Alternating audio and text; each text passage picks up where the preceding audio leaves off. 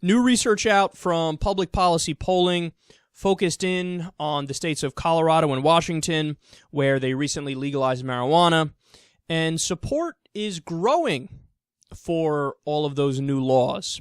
They say, quote, 56% of voters in Washington state approve of their state's recreational marijuana laws, while 37% are opposed. The opposition is lower than that in the 2012 vote to approve legalization, in which 56% supported the measure, so same number, but 44% disapproved. So the disapproval number dropped. So in other words, we're trending in the right direction since they decided to legalize marijuana in Washington state.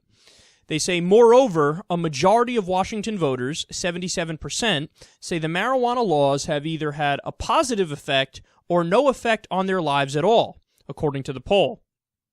A Quinnipiac poll last month tells a similar story in Colorado.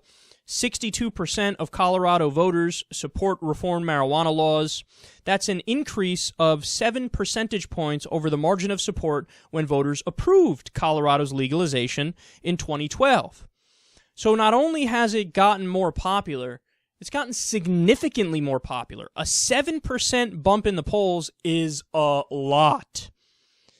So in other words, what we're seeing here is they legalize marijuana and the sky isn't falling. If anything, the sky's getting further away, if that makes any sense. It's the opposite of the sky falling, so it's getting further away. And people are going, oh yeah, no, this is great. It either has no effect on my life whatsoever, or some people are saying, I actually really like it now. And think about, in a very personal way, at a case-by-case level, how positively this is affecting a lot of people.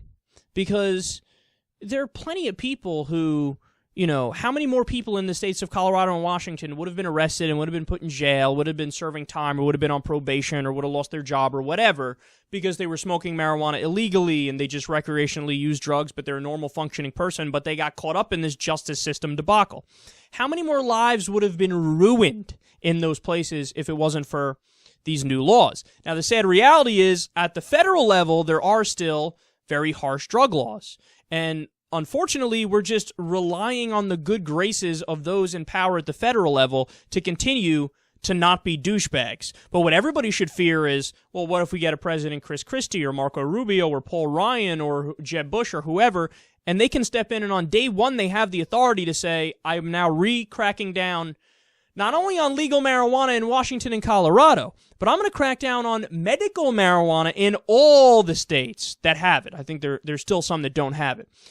But he's totally within his legal rights to do that if we were to get a conservative douchebag president. And remember, even President Obama's been no angel on this issue. Early on, he was very harsh still on the issue of marijuana and drug laws. He's gotten progressively better as time has gone by.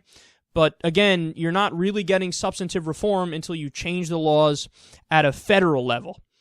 But the main takeaway from this polling data is very simple.